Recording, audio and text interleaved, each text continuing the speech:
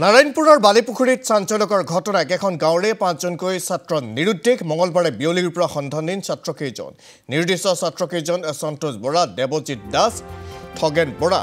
গৌৰী শইকীয়া মানৱজ্যোতি দাস সন্ধানহীন হৈছে ছাত্ৰকেইজনৰ সন্ধানহীনক লৈ পৰিয়ালত হাহাকাৰ লাগিছে কান্দোনত ভাগি পৰিছে পৰিয়ালবৰ্গ বিভিন্ন স্থানত বিচাৰ খোচাৰ কৰিছে কিন্তু সংসূত্ৰ পোৱা নাই পাঁচ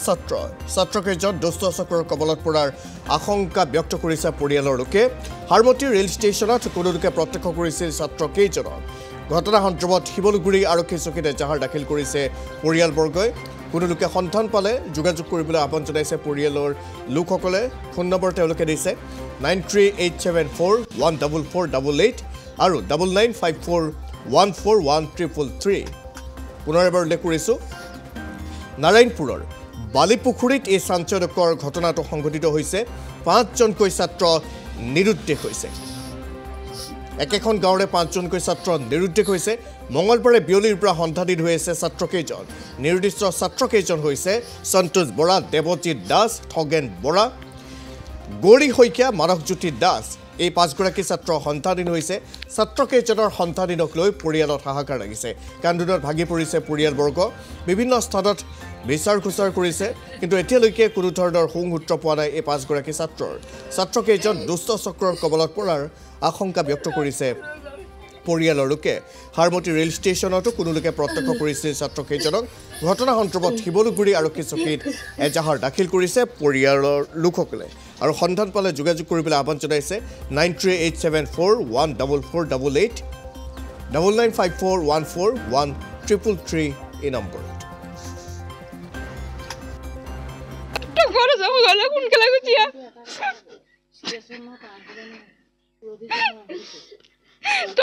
আমি কিবা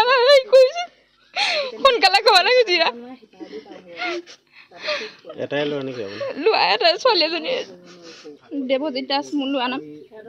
কালি 3:30 বজাতে ঘৰৰ পৰা আহিছে আহি এটা খেলা ধূলা কৰি আছিলে স্কুলৰ ওচৰত এটা ফ্ৰণ্টৰ স্কুলৰ ওচৰতে দোকানত পকৰি খাই বহি আছে বুলি কৈছিলে 4:30 বজালৈকে তাৰপিছত আমি ভাবিছোঁ খেলি আছে আহিব কিন্তু সন্ধিয়ালৈকে অহা নাই যেতিয়া বাপেক আহিছে কামৰ পৰা মই বোলো লোৱাটো এতিয়ালৈকে অহা নাই তাৰপৰা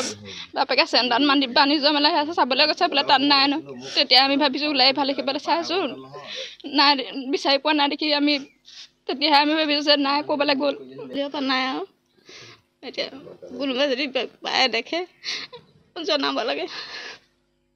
মানে ক'ম কি ক'ম আৰু কালি 4টামান বজাত মোৰ লোৱা এটাই স্কুলৰ পৰা আহি দোকানত আছিলে দোকানৰ পৰাই আহিছে একো কৈ যোৱা নাই ঘৰত লেট্ৰিন কৰিব লাগিছে বুলি ঘৰলৈ আহিলে আহি পেলাই তেতিয়াৰ পৰা নাই কালি 4টামান বজাৰ পৰা নাই এতিয়ালৈকে 4টা বজাৰ পৰা ল'ৰাকেইটা নাইকিয়া হৈছে মই শুনিবলৈ পালোঁ বেয়া লাগিছে আমাৰ মাক দেউতাকো বহুত চিন্তিত হৈ আছে গাঁৱৰ মানুহো চিন্তিত হৈ আছে ল'ৰাকেইটা ক'লৈ গ'ল গতিকে কোনোবা দুষ্ট চক্ৰ যদি পৰিছে কবলত তেতিয়াতো আমাৰ অসুবিধা হ'ব মই ভাবিছোঁ অসমৰ প্ৰশাসন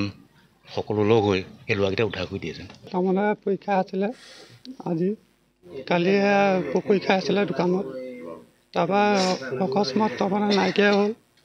আৰু মোৰ তাৰমানে কামলৈ গুচি গ'লোঁ 3:30 বজাত তাৰপৰা মাকেও গৰু আনিবলৈ গ'ল তেনেকুৱা চলতে ল'ৰাকেইটা নাইকিয়া হ'ল এতিয়া নামটো হ'ল থগেন বৰা এতিয়া একেখন গাঁৱে পালোগৈ এতিয়া আপোনালোকে কিবা এটা সহায়